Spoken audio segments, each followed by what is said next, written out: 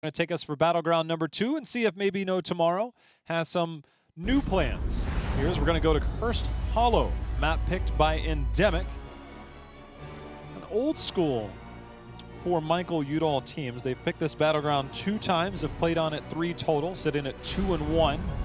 So a map they're comfortable on. This has been a battleground where it's hard to ignore some of the glaring mistakes that were made of capturing tributes and confirming curse. Yeah.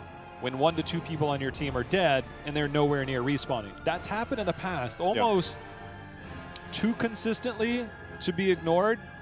There has been some brighter moments in this phase on this battleground. More refined play, more disciplined play. So we'll see if they run into any of those moments. These are past mistakes that were made. It's just one of those situations that it's happened so many times, you've got to bring it up. It's the obvious. And now that she's becoming more relevant, we also have to talk about some of the ins and outs of Toronto on this battleground, because she kind of adjusts a lot of strategies that are viable, because she can 2-man boss very easily. Like old Toronto, she used to just go 100 mark, I'll remove that 25 damage or 25% damage, and we'll just kill this thing to death. Now she gets auto attack resets to definitely make sure whoever is helping her can backdoor that boss. The pace is not going to be as quick, but when it comes to the survivability and the risk of even starting it and questioning that is very, very low considering New Toronto. And so with that, if you get yourself like a gray main, I'm going to say the word, don't get too excited, the butchers, things like that, that you can really get a 2-man boss backdoor, and it can be devastating if you didn't predict it. Even I'll admit, Dreadnought, 2-manning boss with a butcher that's not stacked, it's not fun, it takes a while. That used to be meta, though. That used to be meta on this battleground. Old school. Yeah. New butcher, not so much. Yeah. Gray main, though, now we're talking. As long as it can essentially start the boss before a time that you would typically expect it, because there is no trade-off to not committing to the boss itself unless your opponent invades and is going to take that boss in itself. So as long as it's above 50% HP, you can constantly just start it and be like, is this going to work out? Like, is this good? And it's a very unique thing, because once you get that one boss, normally you'd be like, well, Jay-How, go ahead and steal the other one. Toronto knows she's going to always keep track of the pacing because of the Sentinels, so somebody has to wear that. And Curse just functions in such a unique manner that if she comes to light, I feel like it's going to be really cool to see how it unfolds. Let's find out. No Tomorrow has first pick available to them. Abathur, the X Factor, comes out. Hanzo, knowing has that boss race potential, taken away. We get first pick Genji. One of my favorite Genji battlegrounds. And a Sergeant Hammer, very high priority for this. I like this from ENDEMIC. It's going to endorse a lot of pressure with the tri-lane opposition from them. I would like to see them not stick to the bottom rotation. We see so often teams are stacking their tri-lanes on the predictable lane. I would like to see you make it commit towards the top lane. It's not only is it in a better position, not considering the Giants, but it gives you split pressure during the first tribute when you have the Giants off, and you can defend against your opponents. It's something, I don't know, that has come to light a lot here in Phase 2 of HGC North America. This is an interesting draft. Yes. Maiev Blaze. When you've locked in Maiev and Genji, you've pretty much shown your hand to say, this is our damage dealers. But when you lock in, Maiev could be the flexible for the offlaner, but when you lock in Blaze, you have fully committed to saying that is all of your damage dealers. Yep. But ENDEMIC might know something different because they banned out Li Ming. This draft, unless Blaze is playing the main tank, didn't seem like that would be the ban. No, I think the best way to put that would be outside of before we see the Li Ming ban, because I agree with you. You're going like, okay, you're gonna Tyrael with this? Like, what do you're going for that death ball clumping, double survivability with the bunker sanctification. Somebody will get a kill, get a reset within that time frame, and then removing that double reset. Yeah, I agree with you. I think that was a possible indication of that solo Blaze, but no longer probably. If you're trying to have the ultimate, we're going to dive you, and everything else is okay everywhere else, there's only one hero, consists of 3 heroes that can get that done.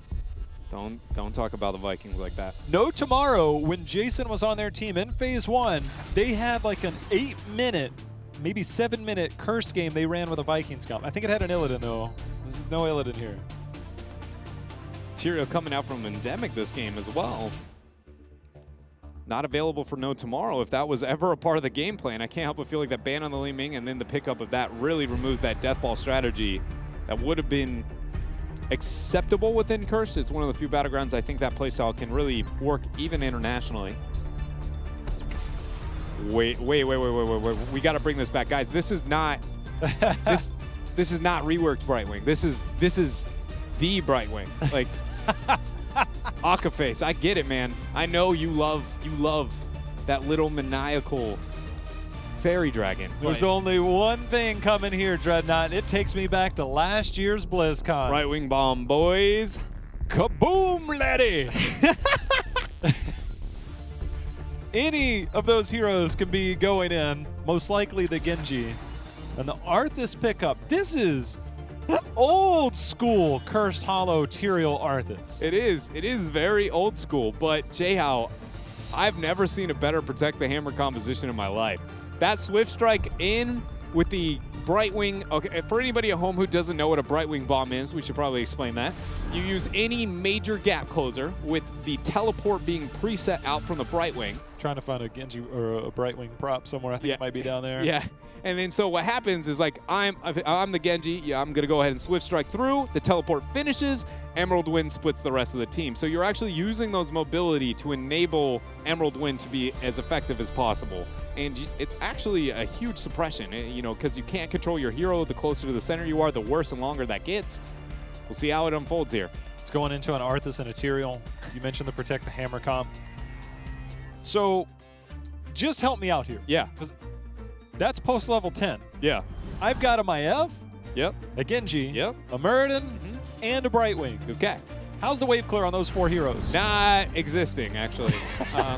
So what you're trying to highlight is Endemic is probably going, in my mind, I wouldn't be surprised if Endemic gets a fort pre-curse. Yeah. Purely off the hammer pressure alone. And normally people, I think you'd be like, well, Brightwing's pretty good into the Sergeant Hammer as the sustained DPS, and you can polymorph it out, but it doesn't function the same. Genji and Maiev need to be on point here, getting resets in the laning and everything the like. It's going to be wild. We saw that Dignitas spray. Don't forget, still got another week plus left on the cheer system. You can cheer and get your sprays, banners, HGC stuff. Cheer for your favorite team or multiple teams. Also, the cheer bomb's available. You cheer 1,000 bits, Dreadnought. You get random loot chests that go out to some random members in chat, but you get a couple for yourself as well. Is that when we say, you know, for every Brightwing bomb, hopefully we get a cheer bomb? I think it'd be cool. I mean, I'm not gonna lie, there wouldn't be that many. Okay, that's a sick burn on Brightwing. No, it's a long enough cooldown, and max you get like 3 or 4 per game. Okay, but that I'd take 3 or 4 cheer bombs. Yeah. Casanova comes in here with the flank, jet propulsion follow-up, and Dansky proceeded to not care at all. Actually just stood still, threw out a couple autos. Now we see the dismount there, but I'm trying to highlight here that that's probably going to be the case for a lot of this game, is Dansky actually is a lot more confident in that setup based on how the team fights have to be approached. And I think it actually only gets better for Endemic post 10, even though normally you'd say, well, that's when the Brightwing bomb comes online. Sanctification plus Arthas are really going to be able to survive and just kind of not care. Keep in mind, also, Brightwing has to polymorph Tyrael. Otherwise, that Sanctification will go off. As the invade comes in, there's no self-cleanse. This is not level 4. Dansky is going to be a casualty of War. Akaface just able to sidestep the concussion mine. No Tomorrow with an early advantage, because if Endemic gets this camp early, Dreadnought, the lack of wave clear translates directly over to how do I clear this minion wave out with if I don't have a Blaze? And Sergeant Hammer would have easily sieged up in front or behind of anything, but without level 4, no Tomorrow, early advantage. And it's even a bigger setback there, as Cure actually, after that first kill, came in on the Dansky. He didn't know if they were going to full commit and if they're going to slow capture the camp enough for him to commit to a 4 versus 5 with the respawn on Dansky.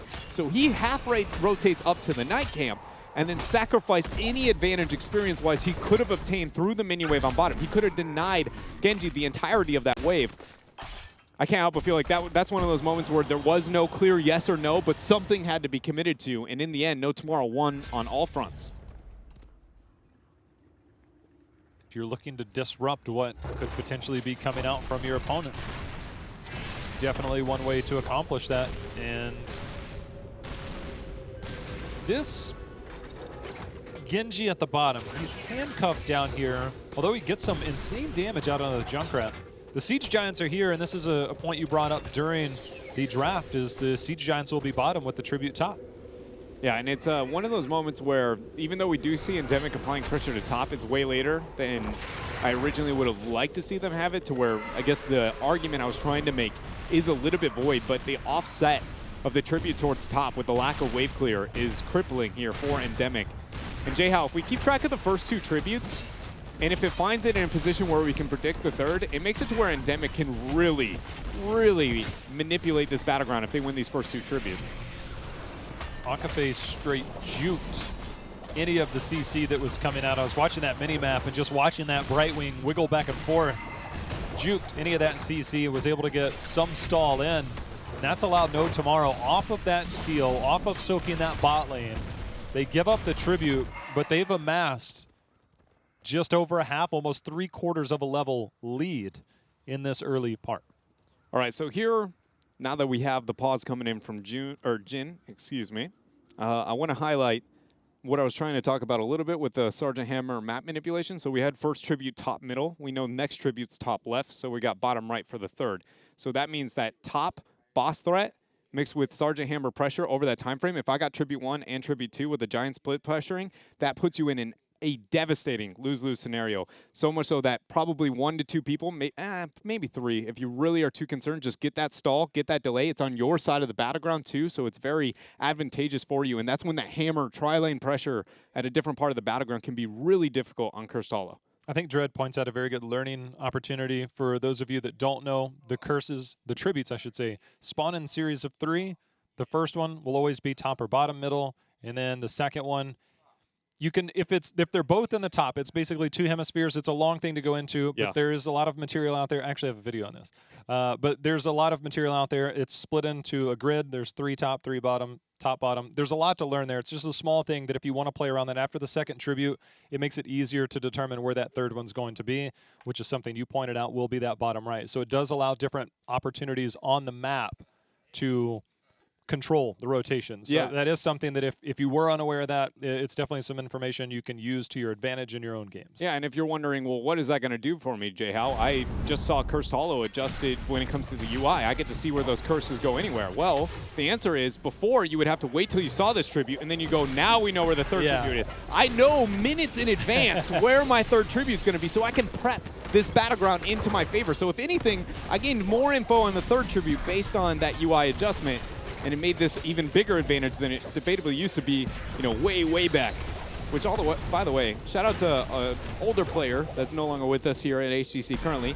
He's still alive, sorry for that word. But Iacona was the original guy to come out with a professional breakdown of how those Tributes worked way long time ago.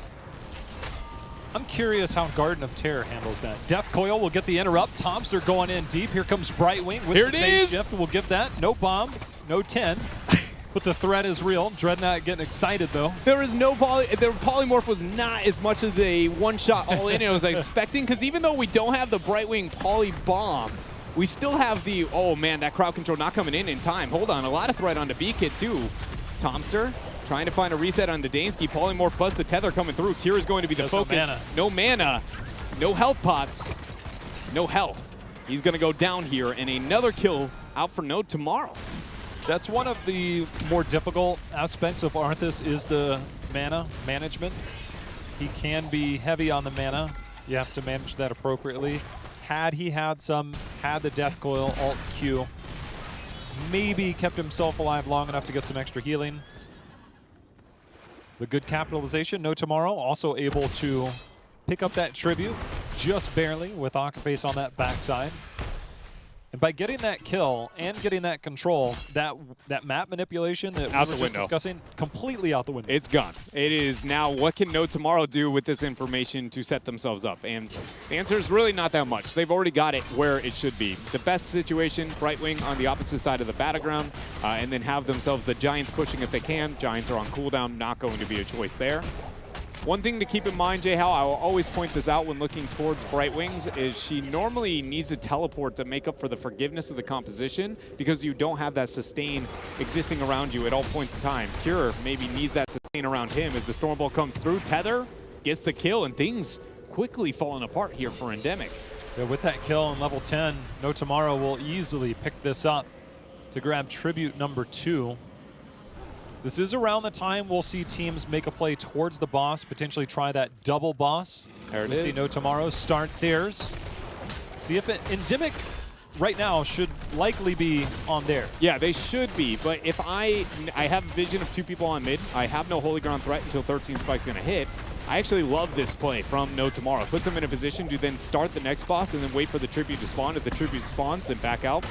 This answers the question. You don't even have to worry about it. Just get yourself a cursed boss. This is going to be likely no contribution from ENDEMIC towards this tribute. And unless they have no idea that that boss is there, and judging by the rotations, they're going to actually all in here on this tribute. J-How, this is a... If they struggle off of this decision, the game is going to be a 2 to 3 level lead. It's an early boss. It's hard to tell whether that boss did any damage to the minions along the way. Bosses are very much amplified when they have minions along with them. So just keep an eye on the mini-map for now. Casanova looking to initiate. Sergeant Hammer now with that hover siege able to move in and out of this area. And will aggressively move forward. Minions backing that boss on bottom is going to secure that bottom fort here. Right wing bomb? Nope. No commitment. I thought for sure that would be the commitment here. Have that available again in a few seconds. No way to split just yet. Jin still very much zoned out. And we don't even have the opportunity for that full all-in with that blink here. Okay, Polymorph gonna come through. Just delay after delay here for No Tomorrow. Well, that boss has done work. We see Maev in the middle lane. Tomster will get a few more. Does have that dodge available. Uses the natural agility over the cyber agility for him.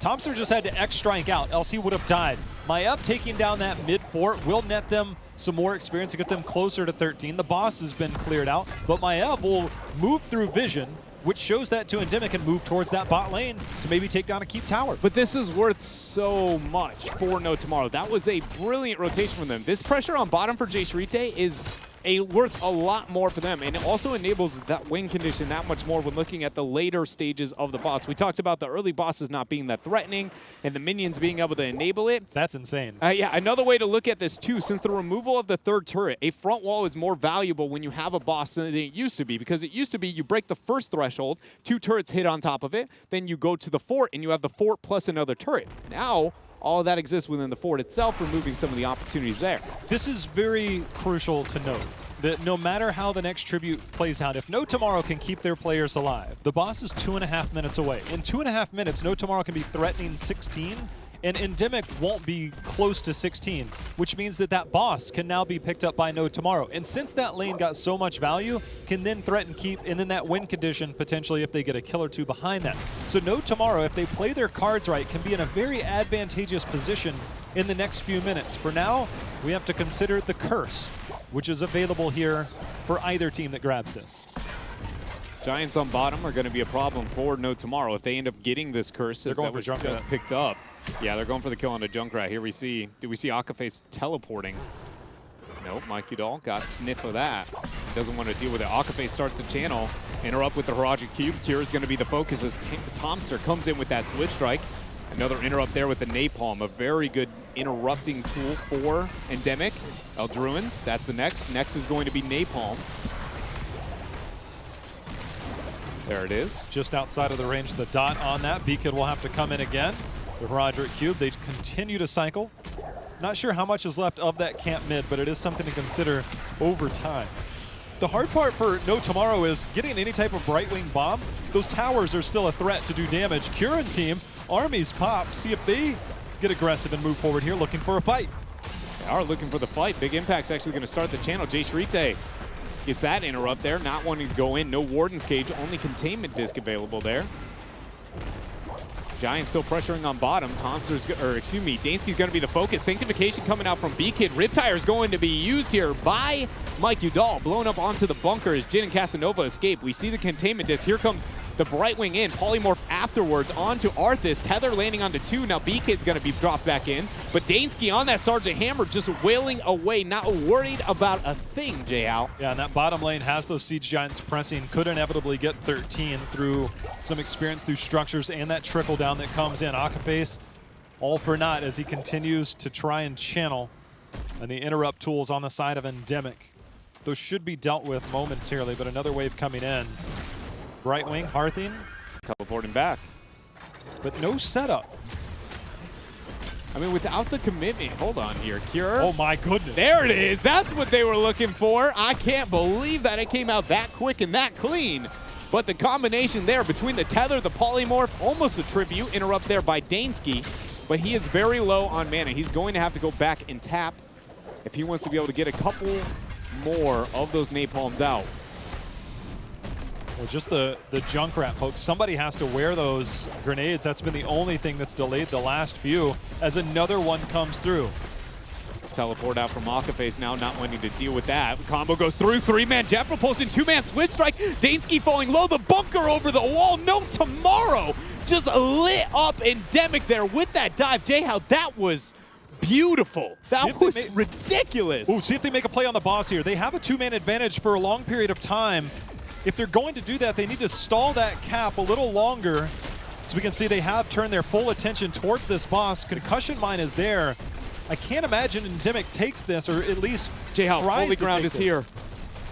B-Kick and Holy Ground after the wall. They're going to knock away Casanova, then Holy Ground over the wall afterwards. They need 2 interrupts, and there is no Emerald Wind. This is pretty much a boss over to Endemic, I believe. Akaface getting interrupted on the channel. Cure falling low. The boss, will it tether back? Oh my goodness, it is getting leashed. Cure doesn't want that to happen. Now he's going to go ahead and start this. They're going back for the boss. This is catastrophically bad for No Tomorrow. Don't even get the curse. They finally get the curse, but they do it with giving up a boss on the other side. Here, let's give a silver lining to this for No Tomorrow. That is a bit of a misplay. They didn't have the sieging capabilities and the damage to burn down the boss. For them, though, at the tail end of this curse, they'll have 16-tier advantage, and their boss is available with that bottom lane open. Yeah. So there is some silver lining, but it's definitely not the play that No Tomorrow hoped for. No, they were in a situation where they could sense that momentum swing that you and I have constantly been like, that is a problem. This could be a very big problem.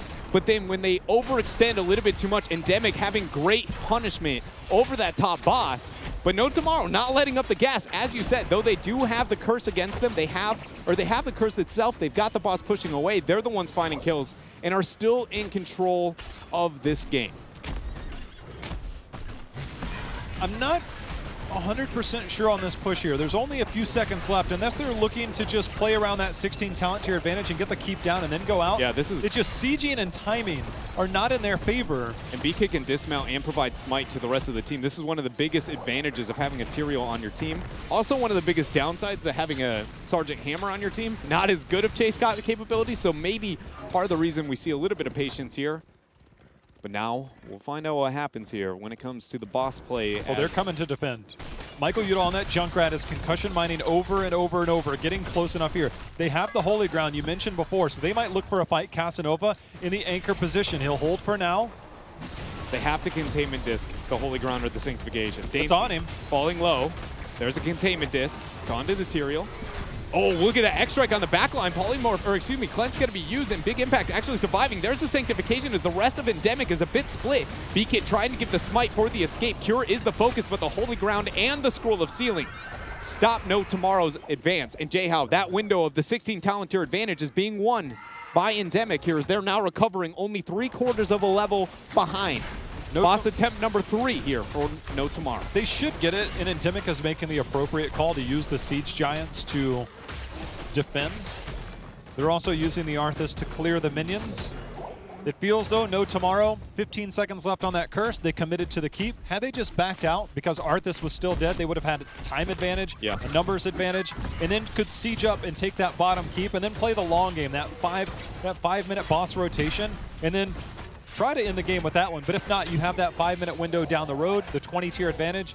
It's it's a patient Cursed Hollow approach for a composition built not necessarily to be patient. And originally, though, I don't mind that approach because No Tomorrow was winning so heavily through the macro front and some of the advantages they gained in the earlier stages that I think it was totally fine for them to sit back and play it in that manner. My concern, J-How, was how long they were willing to sit around a Tribute that they were slowly but surely losing as time went on. And if we look at how that functioned, it's unlikely No Tomorrow can truly take a team fight toe-to-toe with Endemic, considering the compositions. They don't have the Emerald Wind split capabilities. So moments like this feel like their only shot here to find a win condition as they go up.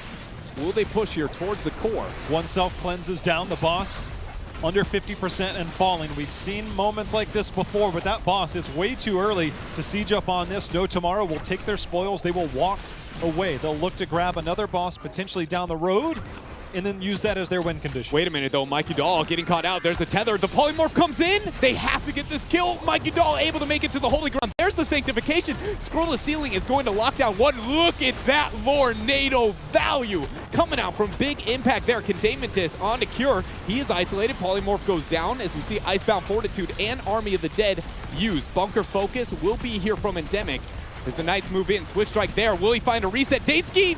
X-Strike is there, and they find the reset. They find more than one. They get themselves Cure and 2 kills. Yeah, Tomster waited patiently over that bush. The return of T-God here as he gets some damage in. Only 2 members down, but one of those is a Sergeant Hammer. No Tomorrow is looking to siege up. They have catapults at their back. They might try and end here. They need at least one more kill to make this a lock. Yeah. Right now, we'll see if No Tomorrow can hold as the shield starting to fall on the side of Endemic. Yeah, let's see if they have the damage here. 70% and counting. Casanova is not even falling low. Jay Shrite, no fear. J-How, it looks like the damage is enough here. No Tomorrow able to take a game on Cursed Hollow up against Endemic in confident fashion. Oh man, that was a wormhole I didn't want to walk into. You know, Haloran walked down it earlier. This time it's your turn. Brightwing wins. And we didn't even get the Emerald Wind, of all things, the Blink Heal selection on top of it all. 0 kills for Endemic, 9 kills. And I want to go back. There's oftentimes small misplays or good plays created by a team, and you say this was the turning point in the game. You could almost argue that first night camp invasion was enough to disrupt the long-term game plan of Endemic. Yeah, that's a really good point that you bring up because the lack of wave clear was going to be a problem, and the momentum gained and experience gained through that pressure at that point in time. But then what would have been a bigger problem even, than the first. So then by being able to get a kill, setting the momentum back and removing that wave clear threat, suddenly you have an advantage within a time frame that your composition should be suffering. And for a comp that is so skirmish oriented and so mobile, that is pretty much the dream. If you're winning over the early game, that probably means you're going to snowball the game very, very well. I mean, there were definitely extremely, kind of like unique highs and lows on both sides here, I feel like. But No Tomorrow got a confident lead, and they didn't let go. That's the biggest thing to point out here is it's 9-0 in terms of kills. That's the composition. You just got to keep your pedal to the metal and let it go. And No Tomorrow did that. We know they can pull that off. We'll see if they can do it again. It's tied up 1-1 here. Endemic versus No Tomorrow. We're going to go to a quick commercial break, and when we come back, we'll see how this unfolds. We'll be right back.